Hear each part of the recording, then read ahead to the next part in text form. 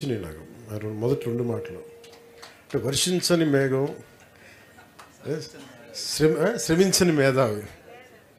అంటే శ్రమించని మేధావిని అనుకున్నాను. ఏంటి మేధావి శ్రమించినట్టు ఏంటంటే ఒక మేధస్సు ఉండి కూడా నువ్వేమీ చేయలేకపోతే నిష్ప్రయోజనం కదా. వర్షం నీళ్లు నింపుకొని కురవకపోతే ఒక చిన్న చినుకు కురవకపోతే ప్రయోజనమైంది వర్షానికి. అలాగే మనందరం ఇంతమంది ఉండి మనం ఏ ధైర్యం లేకుండా ఏ మార్పు లేకుండా తీసుకొస్తే మనం ఇంతమంది కలిసి ప్రయోజనమైంది.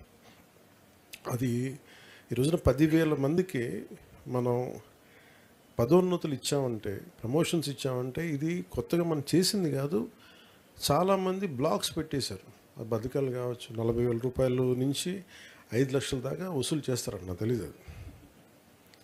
అంటే నేను ఒక ప్రభుత్వ ఉద్యోగ కొడుకుని, మన నాన్న ఎంత సఫర్ అయ్యాడో నాకు తెలుసు. నాకు అది ఊహించుకుంటే ఒక కానిస్టేబుల్ నుంచి ప్రారంభమయ్యి ఆయన అడిషనల్ సూపరింటెండెంట్గా రిటైర్డ్ అయ్యాను. సో మా ఇంట్లో మా నాన్న నేను పుట్టేటప్పటికి మా నాన్న హెడ్ కానిస్టేబుల్ అనుకుంటాను. సో హెడ్ కానిస్టేబుల్ నుంచి ఆయన ఎస్ఐ అవ్వడానికి మా ఇంట్లో చాలా మాటలు ఉండే, నాన్నకి ఎప్పుడు ప్రమోషన్ వస్తుంది.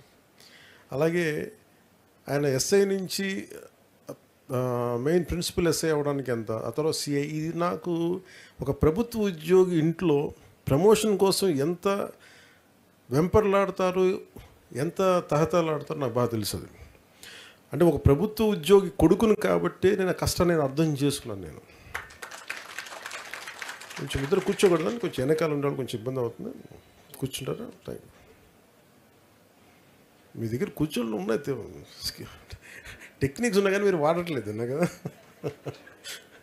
అంటే ఇది అంటే చాలా ఆనందం అనిపించింది. ఇప్పుడు నేను నా కూతురు పుట్టినప్పుడు నేను ఇదే పొజిషన్లో అంటే పెళ్ళి అయ్యేటప్పుడు కూడా ఇదేనా అంటే అవి చూసే వాళ్ళకి పెద్దవి కాకపోవచ్చు, బయట ఉద్యోగులు కాని వాళ్ళకి ఏముందిలే అనిపించవచ్చు. కానీ ఒక ఉద్యోగికి ఆ చిన్న ఆ ప్రమోషన్ ఎంత కీలకం ఒక ఉద్యోగ కొడుకుగా నాకు తెలుసు. అది ఎంత ఆనందం ఉండేదో మాకు తెలుసు. మా ఇళ్ళల్లో అదొక పండగ వాతావరణం ఉండదు.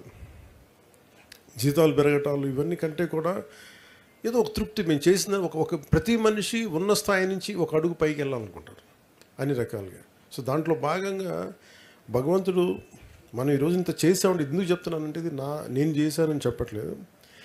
ఇక్కడున్న మీరందరూ కూడా రాష్ట్రం నలుమూలల మీరు కూటమికి మీరు నిలబడితే మేము చేయగలిగాం. ఆ మాట చెప్పడం చెప్తున్నాను. అంటే మంచి ఆశయాలు, మంచి చేద్దామన్న తపన ఉండొచ్చు, కానీ మనందరం కలిసికట్టుగా కనుక లేకుండా మనందరం అంటే మీరు ధైర్యం ఇచ్చింది నాకు మీరే. ప్రణీతి గారు నాకు కూర్చోబెట్టి ఎవరినో ఒకళ్ళని మా ఆయనకి మదనపల్లి నుంచి పట్టుకొస్తూనే ఉండాలి. వీళ్ళు నిలబడతారు, మీరు రాని. కొట్టేసాయి లాంటి వ్యక్తి పాపం చాలా ప్రత్యేక పరిస్థితుల్లో నిలబడ్డాడు. అలా ఇక్కడున్న ప్రతి ఒక్కరు ఆశయంలో ప్రతి ఒక్కరు ఒక్కొక్కరి దగ్గర ఒక్కొక్క కథ ఉంది. ఆయన ఎడ్యుకేషన్ ఇన్స్టిట్యూట్ ఇబ్బంది అయితే ఆయన కూర్చోబెట్టి ఆయన బయటకు వచ్చి నిలబడింది. అంటే ప్రతి ఒక్కళ్ళు ఒక ఎక్సెప్షనల్ రిస్క్ వాళ్ళదైన జీవితాల నుంచి, మన దినేష్ దగ్గర ప్రతి ఒక్కళ్ళు కూడా వాళ్ళదైన జీవితాల నుంచి ప్రతిదీ ఒక రిస్క్ తీసుకుంటూనే వచ్చారు. అంటే రిస్క్ తీసుకోకుండా ఏది నడవదు, ఏది ముందుకు సాగించాలి. ఆ రిస్క్ మీరందరం తీసుకున్నందుకు, మనందరం కలిపి తీసుకున్నందుకు ఈ రోజున మురళి గారు కూడా చెప్పిన మనకు ఊళ్ళలో రోడ్లు పడుతున్నాయో లేదంటే మనం కూర్చోబెట్టి బెంచ్ కారు కూడా వస్తున్నాయో కావు, ఇదివరకు రాని బెంచ్ కార్లు కూడా వస్తున్నాయని చెప్పడానికి ఇది మనందరం కలిసికట్టుగా నిలబడుతుంది దీంట్లో. అలాగే ఇందాక లా అండ్ ఆర్డర్ గురించి మాట్లాడుతున్నాం, ఇందాక ఎస్పీ గారితో, కలెక్టర్ గారితో. అలాగే గంజాయి సాగు గురించి అయితే మాట్లాడుతూ ఉంటే ఇది బెల్ట్ షాపుల గురించి ఒకటి ఉంది, అవన్నీ మాట్లాడుతూ ఉన్నాం. ఇది కొంత సమాజం ఇప్పుడు క్రిమినల్స్ 10 మంది అయితే పర్లేదు, మనం హ్యాండిల్ చేయగలం. క్రిమినల్ టెండెన్సీస్ కానీ డబ్బుల కోసం ఇప్పుడు బెల్ట్ షాపులు ప్రతి ఒక్కరు మనం ఎంకరేజ్ చేస్తే అది సొసైటీ సమాజంలో అంతర్భాగం అయిపోతే మటుకు దాన్ని విడదీయడం చాలా కష్టం అయిపోతుంది, ఇంకా అది క్యాన్సరస్ అయిపోతుంది. సో అవన్నీ ఏదో మాట్లాడుకుంటూ ఉన్నాం. అంటే మనకు కూడా ప్రభుత్వం మనం వచ్చింది, దాంతోపాటు సామాజిక బాధ్యత మనకు చాలా ఉంది మనందరికీ. ఈరోజు మీ అందరినీ కూడా నేను కోరుకుంటుంది, పదవి అనేది నేను హరిప్రసాద్ గారు తెలుసు 2008లో ఈయన మురళి గారు విద్యార్థి దశలో మన తిరుపతి యూనివర్సిటీ విద్యార్థిగా ఉన్నప్పుడు వీళ్ళిద్దరు కలిసి పిఆర్పి కోసం నిలబడిన వాళ్ళు ఇద్దరు రావాలని కోరుకుంది. అంటే ఇలాంటి ప్రతి ఒక్కళ్ళకి కూడా ఒక బ్యాక్గ్రౌండ్ ఉంటుంది మనకి. అంటే ఆ రోజు నుంచి ఒకటే ఏం కోరుకున్నాం అంటే ఒక మార్పు రావాలి. ఆ మార్పు ఎలా అంటేదంటే మన సమాజంలో ఏముంటుందని ఒక గొంతు లేని వాళ్ళకి మనం గొంతు అవ్వాలి, బలం లేని వాళ్ళకి మనం గలం అవ్వాలి. సో దాంట్లో భాగంగా మనం ఇక్కడ దాకా తీసుకొచ్చాం. ఇది హరిప్రసాద్ గారు నన్ను చాలాసార్లు చూస్తుంటారు. ఆ రోజున మీరు ఉన్నారు కదా నా పక్కన, ఆ రోజు ఆవిర్భావ సభ జరుగుతున్నప్పుడు, ఆవిర్భావ సభ కదా దాన్ని 2009లో 2008లో పార్టీని స్థాపించి ఇక్కడ తిరుపతి గ్రౌండ్స్లో పెట్టినప్పుడు, వావిలాల గ్రౌండ్స్ నేను ఎక్కడ లేను. అంటే నేను ఇది ఎందుకు చెప్తున్నాను, కొంచెం నేను ఎందుకు చెప్తున్నానంటే నేను గుర్తింపుకి పని నేను నోచుకోలేదు. ఎప్పుడు నేను జనం కోసం పనిచేయడానికి ఉన్నాను. నాకు పొజిషన్ వస్తా, గుర్తింపు వస్తా, నేను ఇప్పుడు నా ఆలోచన ఎప్పుడు ఉండదు. మన మురళి గారు చెప్పినట్టుగా మనం వర్షం తాలూకు గుణం చినుకు ఇవ్వడం, ఒక నాయకుడి తాలూకు లక్షణం నిస్సహాయాలకి అండగా నిలబడటం. నా ఉద్దేశం అదే. దానివల్ల పదవి అనేది అది ఒక అలంకారం కాదు, బాధ్యత అది. సో ఈరోజు మనకి ఒక పంచాయతీరాజ్ వచ్చింది. కొంచెం నేను చేసింది చాలా క్లియర్ కట్గా చెప్పాను పేషీలో ఉన్న అధికారులందరికీ. అదృష్టవశాత్తు పేషీలో ఉన్న అధికారులు కూడా సమాజానికి ఏదైనా చేద్దామని తపన ఉన్నాను. అందరూ వాళ్ళు ఏదో చేద్దామని చెప్పి వాళ్ళు కూర్చోబెట్టి, సరే ఈ పనులు చేయొచ్చు, ఇట్లా చేయొచ్చు, ఇలా 10,000 మందికి మన ప్రమోషన్స్ రాకుండా ఉండిపోయినాయి. లేదంటే ఇలాంటి మినీ కలెక్టరేట్స్ ఉంటే ప్రజలు ఇందాక మురళి గారు చెప్పినట్టు 60,000 మంది, ఒక 70,000 మంది ఒక డిస్ట్రిక్ట్ కలెక్టరేట్కి ఎలా వెళ్తారు? దాన్ని ప్రతి డివిజన్లో ఉండాలి. అదైనా ఒక ఆర్టికల్కి చాలామంది 10 మంది వచ్చారు నా దగ్గరికి, ఎంపీడీఓలు వచ్చి మాకు మద్దతు తెలిపారని నేను చెప్తా ఉంటే, అలాంటిది నిజంగా జరిగినప్పుడు ఎంత ఆనందం ఉంటుందో మీరు ఊహించుకోగలరు. అంటే ఇవన్నీ ఎందుకు చేయగలుగుతున్నామంటే మనం బాధ్యతగా ఉంటే ఏదన్నా సరే మనం చేసిన దానికి ప్రతిఫలం ఉంటుంది. పదవే దాన్ని పరమావధిగా మనం భావిస్తే మటుకు ఇవన్నీ రావు. సో నేను మిమ్మల్ని కోరుకుంటుంది, recognition is only by hard work. ఈరోజు మనల్ని ఇక్కడ నిలబెట్టారు ప్రజలు అంటే, నేను ఒకటి అనుకున్నాను, ప్రజలు మనకు ఎందుకు ఓటు వేయాలంటే నువ్వు కష్టపడి పని చేయి. ఒక చిన్నపాటి ఉద్యోగం కావాలంటే మనకి ఇంత చదువుకోవాలి, ఇంత ఒక ఉత్తీర్ణత పరీక్ష ఉంటుంది. అలాగే ఇన్ని కోట్ల మందికి సంబంధించిన జీవితాన్ని ఒక రాజకీయ నాయకుడిగా ఇంతమంది ప్రజా సమూహం ఒప్పుకోవాలంటే నువ్వు క్షేత్రంలో పని చేయకుండా నిలబడకుండా ప్రజలు ఎలా తీర్పిస్తారు? ప్రజలు నేను ఎలాగా అందలం ఎక్కిస్తారు? అందలం ఎక్కడం మనకి బాధ్యత తప్ప అది మనకి అలంకారం కాదు. అందుకని మిమ్మల్ని కూడా నేను వేడుకుంటుందని చాలా పదే నేను ఏం చెప్తానంటే 15 సంవత్సరాలు ఉండాలి ఎందుకు కోరుకుంటానంటే కూటమి ప్రభుత్వాన్ని, ఈ రాష్ట్రానికి అంత స్టెబిలిటీ అవసరం, అంత సుస్థిరత అవసరం. జగన్మోహన్ గారు కూడా అది చెప్తా ఉన్నారు.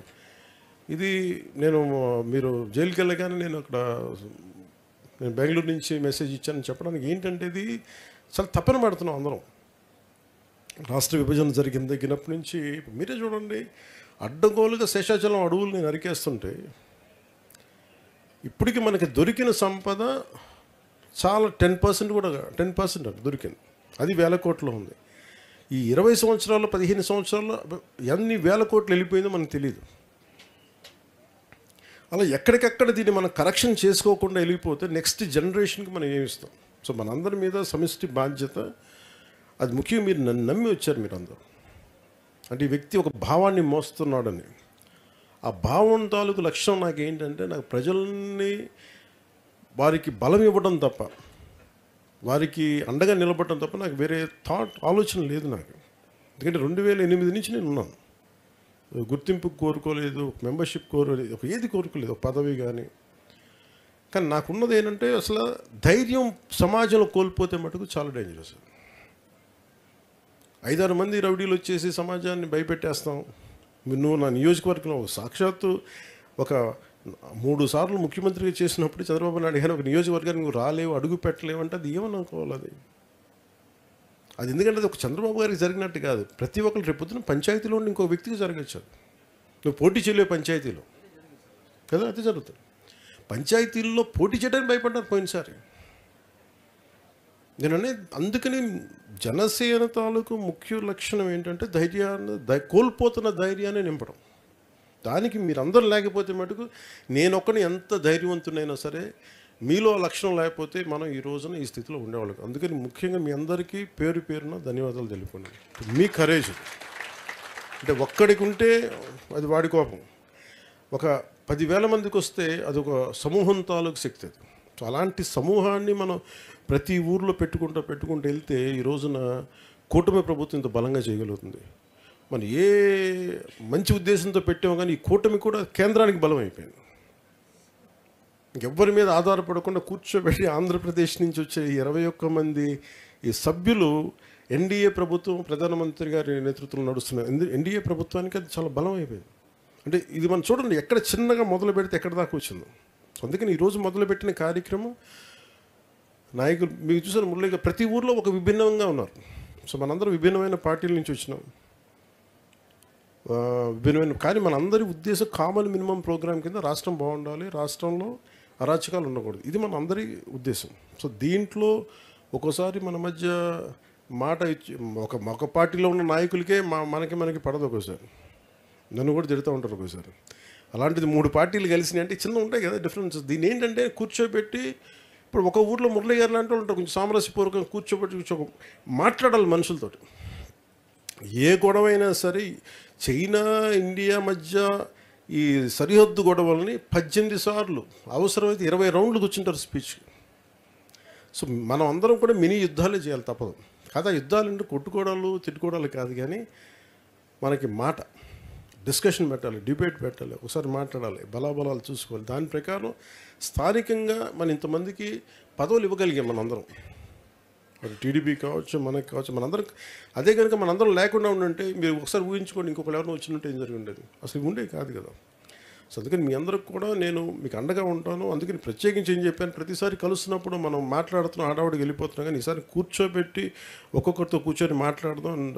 నాకు మనస్ఫూర్తిగా చెప్తాను, నాకు నేను కూడా ఇది జనసేన పార్టీ పరంగా చెప్తున్నాను సార్, ఇది జస్ట్ నాట్ ఫర్ కూటమి, పార్టీ పరంగా ఒక మాట మాట్లాడతాను. కొన్ని నియోజకవర్గాల్లో ఏముందంటే కూర్చోబెట్టి, అంటే నేను స్ట్రక్చర్ చేసినప్పుడు నాకున్న 2008 అనుభవం వల్ల జనసేన పార్టీకి సంబంధించి ప్రత్యేకంగా అందరూ విపరీతమైన పాలనా అనుభవం లేని వాళ్ళు, రాజకీయ అనుభవం లేని, కానీ సమాజం తాలూకు పనిచేయాలన్న ఒక పిచ్చి పట్టుదల ఉన్న వాళ్ళందరూ, వాళ్ళకి మామూలు ఏమంటుందని పట్టుదల కాదు. సో నేను వాళ్ళు ఎవరు ఏంటంటే ఒక నాయకుడి కింద పెడితే 5 మంది కొట్టేసుకుంటున్నారు, నువ్వు కాదు అని చెప్పి. సో నేనేం చేశానంటే నిన్న లాస్ట్ ఫ్యూ మంత్స్గా నేను వర్క్ చేస్తా, నేను అప్పుడు యూత్ వింగ్లో ఒకటి చేశాను. నాకేం డైరెక్ట్ అందరూ నాతో కనెక్ట్ అయినవాళ్ళు. ఒక నాయకుడి దగ్గర ఉండి వాళ్ళు మనకు పార్టీ కనెక్ట్ అయితే వేరు, కానీ డైరెక్ట్ అందరూ నాతో కనెక్ట్ అయిపోవడం వల్ల నువ్వెంత పవన్ కళ్యాణ్ తెలుసు, మాకు అంత తెలుసు, నువ్వు కూర్చొని మాట వినాల్సిన అవసరం, ఇంతే కదా సమస్య. అంతేనమ్మా, అంతే కదా బాగా చెప్తారు కదా. సో నాకేం అర్థం, అందుకని కనీసం పార్టీ కోసం పనిచేసిన వాళ్ళని ఒక అంటే కమిటీగా పెడితే కమిటీ నిర్ణయం తీసుకుంటుంది. ఆ కమిటీని ఒక్కోసారి మనం ఒక వ్యక్తి ఒకసారి ఈ ఏమంటుందని ఈ ఎలక్షన్ కమిషన్ వీటి కోసం ఒకసారి ప్రత్యేకంగా మీరందరూ కూర్చొని ఒక వ్యక్తిని ముందు పెడితే, సో నాకేముందంటే పార్టీ పరంగా ముఖ్యంగా మనకి చిత్తూరులో కానీ ఇక్కడ కానీ మిగతా జిల్లాలో అన్నింటిలో కూడా నేను కమిటీనే ఫామ్ చేద్దాం అనుకున్నాను ప్రతి చోట్ల. ఎందుకని కమిటీ ఫామ్ చేస్తే కమిటీ తీసుకుంటుంది. ఒక్కోసారి కొన్ని బాధ్యతలు అందరి దగ్గర అనుభవం లేదు. ఇక్కడ ఇప్పుడు అనిత గారి దగ్గర ఒక అనుభవం ఉంటుంది, దినేష్ గారి దగ్గర ఒక అనుభవం ఉంటుంది, కానీ వీళ్ళిద్దరిని కూర్చోబెడితే తప్ప కలిపి కూర్చోబెడితే తప్ప కంప్లీట్నెస్ రాదు. ఇది భవిష్యత్తులో మనం ఇలా చేసిన తర్వాత ఒక ప్రతి 2 years ఒకసారి ఎవాల్యుయేట్ చేసి ఎంత ఎవాల్వ్ అయ్యారు దాన్ని బట్టి మళ్ళీ అగైన్ వీళ్ళు రీస్ట్రక్చర్. అదే మురళి గారు నచ్చిన మాటలు బాగా నచ్చినాయి నాకు, మొదటి 2 మాటలు.